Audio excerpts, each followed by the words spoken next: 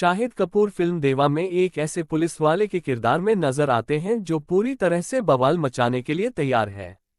रोशन Andrews द्वारा निर्देशित यह फिल्म मुंबई पुलिस की रीमेक है और इसकी पूरी ताकत शाहिद कपूर की दमदार परफॉर्मेंस पर टिकी हुई है। बॉलीवुड के मौजूदा कलाकारों में शाहिद कपूर में वह काबिलियत है जो साउथ की मसाला फिल्मों के दमदार पलों को जबरदस्त तरीके से जीवंत बना सके। वह इस पीढ़ी के उन चंद अभिनेताओं में से हैं जो ऊंचे सुर में भी प्राकृतिक और मनमोहक लगते हैं। शाहिद खासतौर पर डुअल कैरेक्टर वाले रोल्स में बेमिसाल नजर आते हैं। इस फिल्म में वही यूनिफॉर्म में एक खूंखार जानवर बनकर सामने आते हैं और पहले हाफ में स्टाइल के साथ धांसू एक्शन करते हैं। डैडी इश्यूज से जूझते हुए देव का किरदार कबीर सिंह के गुस्से और हैदर की बेबाकी को मिलाकर बनाया गया है, जो अपनी ही दुनिया में मजे से सबको रौंदता चला जाता है। देव अम्ब्रे वह इंसान है जिसने अपनी भूख को विलासिता में बदल दिया है, जिससे सिंघम और सिम्बा जैसे किरदार भी बच्चों की तरह लगते हैं। वह अब तक 56 के साधु महात्रे या दीवार के विजय की तरह है, अगर विजय पुलिस में भर्ती हो गया होता, लेकिन देव अपनी तेजी और तीव्रता को अपनी पहचान बनाकर रखता है। उसे नियम कायदों की कोई परवाह नहीं है।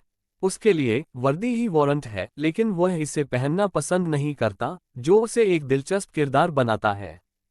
फिल्म की शुरुआत में जब वह एक शादी की बारात में डांस कर रहा होता है तो वह कहता है कि मैं दोनों तरफ से नाचता हूं, जिससे उसकी मानसिकता साफ हो जाती है।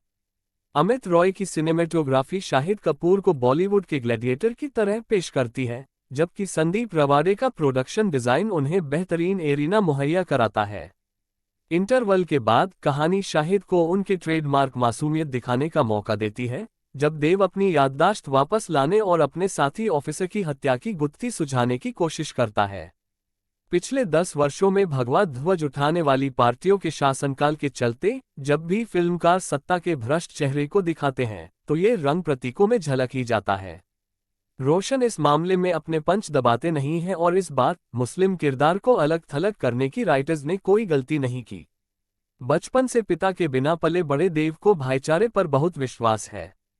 उसकी दोस्ती अपने सहयोगियों फरहान परवेश राणा और रोहन पवेल गुलाटी से गहरी है। फरहान, जो डिप्टी कमिश्नर ऑफ पुलिस और देव का जीजा भी है, उसकी ढल बनकर रहता है। वहीं देव रोहन का समर्थन करता है, जो ईमानदार पुलिस अफसर है और दीवार के शशि कपूर के किरदार की याद दिलाता है। जब ये तीनों राजनीतिक अपराध सिंडिकेट गिरीश कुलकर्णी, जो फिर से एक मक्कार राजनेता के किरदार में है, को खत्म करने के मिशन पर निकलते हैं, तो फिल्म एक्शन थ्रिलर से साइकोलॉजिकल मर्डर मिस्ट्री की तरफ मुड़ जाती है। एक पत्रकार के रूप में जो देव के अंदर के बच्चे को देख सकती है, पूजा हेगड़े अपनी सीमित स्क्रीन टाइम में भी प्रभावशाली लगती हैं।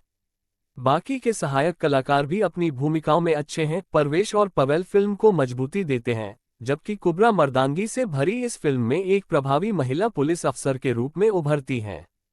मुंबई की असली झलक दिखाने में अमित रॉय का कैमरा जबरदस्त काम करता है। उनकी स्टाइल राम गोपाल वर्मा की सरकार की याद दिलाती है, जहां रोजमर्रा की चीजें भी मैजिक बन जाती हैं। एक्शन सीक्वेंस प्रभावशाली हैं और कहानी में जोश भरते हैं। जैक बिजॉय का बैकग्राउंड स्कोर दमदार है, लेकिन ज्यादा हावी नहीं होता, जो आजकल की फिल्मों में एक राहत देने वाली बात है। हालांकि ओरिजिनल स्टोरी में बदलाव करते समय निर्देशक बीच में कहानी को खींचते चले गए, जिससे क्लाइमैक्स कमजोर पड़ गया।